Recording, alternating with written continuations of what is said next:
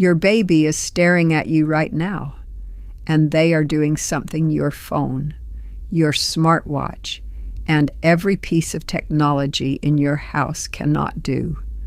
They are building a brain in real time, and your face is the blueprint. Most parents assume the staring is passive, a newborn thing, something babies do before they can do anything real. The research tells a completely different story, and once you understand what is actually happening behind those eyes, you will never look at a quiet moment with your baby the same way again. Stay with this, because what comes up around the halfway point, that is the part that genuinely stopped developmental scientists in their tracks. Here is something that should not be possible. A baby who is less than an hour old, still in the delivery room, still adjusting to light and gravity and air, will turn their head to follow a drawing of a human face more readily than they will follow a drawing of the same features scrambled into a random arrangement. They have never seen a face before, and yet they already prefer one. This was first documented rigorously by developmental psychologist Robert Fantz in the early 1960s using a preferential-looking technique, presenting two images side by side and measuring where infants directed their gaze. What he found rewrote the assumption that newborns were essentially sensory blank slates. They were not. They arrived with a bias already installed. The working explanation, developed over the decades since, is that this preference is not learned. It is scaffolded into the visual system before birth. The fetus, in the final trimester, processes light filtering through the uterine wall. Researchers at Lancaster University found in 2017 that fetuses will orient toward light patterns arranged in a face-like configuration, 2 dots above, 1 below, and away from the same pattern inverted. The brain is not waiting for experience to tell it that faces matter. It arrives knowing. What this means for you practically, when your newborn locks onto your face in those first foggy hours, they are not gazing blankly. They are running the most complex visual processing they are capable of on the most important stimulus they will ever encounter. You are not just holding them. You are already teaching them what the world looks like. And that is only the beginning of what gaze is doing. Babies do not stare at your face the way you stare at a painting. They are not passively taking in a visual scene. They are running what developmental researchers call contingency detection. They are testing whether their behavior changes your behavior, and they are remarkably good at it. By 2 months of age, an infant can detect, within seconds, whether the face looking back at them is responding to what they are doing or simply present. This was demonstrated with striking clarity in what is now called the still face paradigm, developed by pediatric researcher Edward Tronick at Harvard in 1975. The setup is simple. A mother engages warmly with her baby, smiling, responding, mirroring. Then on a signal, she goes completely neutral.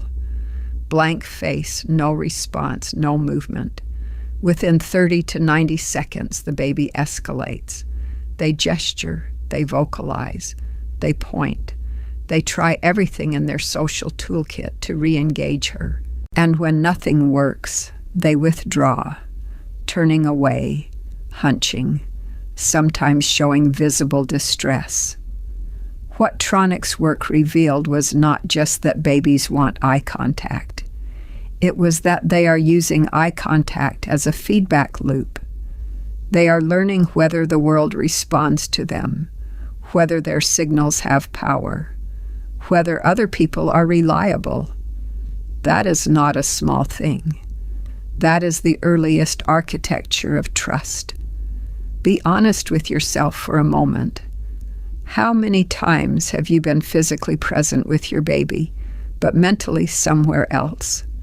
The research suggests they notice, not in a way that damages them from a single distracted afternoon, but the pattern over time is what they are measuring. Drop a comment below if this hit differently than you expected. I want to know. If what we just covered about contingency detection changed how you see the ordinary moments with your baby, that like button is right there. It genuinely helps this content reach more parents who need it. And what comes next is the part I find most remarkable: what your brain is doing during this exchange. Because it turns out this is not a one-way signal. Your baby's gaze is changing your neurology too. And the research on that is something most parenting content never touches. In 2017, a team led by neuroscientist Victoria Leong at Cambridge published findings that stopped a lot of people in the field mid-sentence, using a technique called dual EEG, where both the parent and the infant wear brainwave measuring caps simultaneously. They found that when a caregiver and baby make eye contact, their brainwaves begin to synchronize. The neural oscillations of two separate nervous systems start moving together. This is called neural coupling, and it had been documented before in adult-to-adult communication. But finding it between a caregiver and an infant, a brain that is still in early construction, suggested something profound: that the social bond between parent and child is not just emotional, it is neurological. It is happening at the level of electrical activity in the brain. And the coupling was strongest during mutual gaze, when both partners were looking at each other, not just when one was looking at the other. What this means in plain language: your baby is not just downloading information from you. They are co-regulating with you. Their developing nervous system is using yours as a reference point, borrowing your calm, your rhythm, your attentiveness, to learn how to organize itself. This is why skin-to-skin contact and face-to-face interaction show up so consistently in research on early brain development. It is not sentiment. The contact is doing biological work. If you know a new parent who is exhausted and wondering whether any of this matters, whether the long, slow hours of holding and looking are doing anything real, send them this video. This is exactly what they need to hear right now.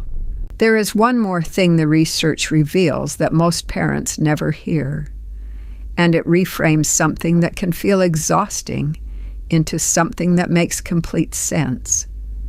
Babies do not stare at your face indefinitely. They look away, and they do it on purpose. Developmental researchers call this gaze aversion, and for decades it was misread as disinterest or distraction. What it actually represents is self-regulation. When the stimulation of mutual gaze becomes too intense, when the baby's nervous system reaches a processing ceiling, they look away to recover. They are not done with you. They are managing arousal. Watch for it the next time your baby breaks eye contact during a moment of connection. They will almost always return within a few seconds. The look away is not rejection. It is a pause for processing. What the full arc of infant gaze research describes is a system of extraordinary sophistication operating inside what looks like a very small, very simple creature. A preference for faces installed before birth. A feedback loop that tests the reliability of other people. A neural synchrony that borrows calm from a regulated nervous system. And a self-regulation mechanism that manages the intensity of connection in real time. Your baby is not staring at you because they have nothing else to do. They are staring at you because you are the most important data source in their world. And every second of that eye contact is being used to build the architecture of who they are going to become. Tell me in the comments, have you noticed your baby doing the look away and return? Once you know what it means, it changes the whole texture of those moments. If you have made it this far, you are exactly the kind of parent this channel exists for. Someone who wants to understand the why, not just the what. Subscribe, because this is what we do here every week. Take the research that lives in academic journals and translate it into something you can actually feel and use in the middle of a Tuesday afternoon with a baby in your arms. That stare you used to wonder about, now you know exactly what it is. A developing brain choosing you on purpose above everything else in the room. Thanks for watching. The end screen has more in the same world. Pick whichever video calls to you. They're all built the same way.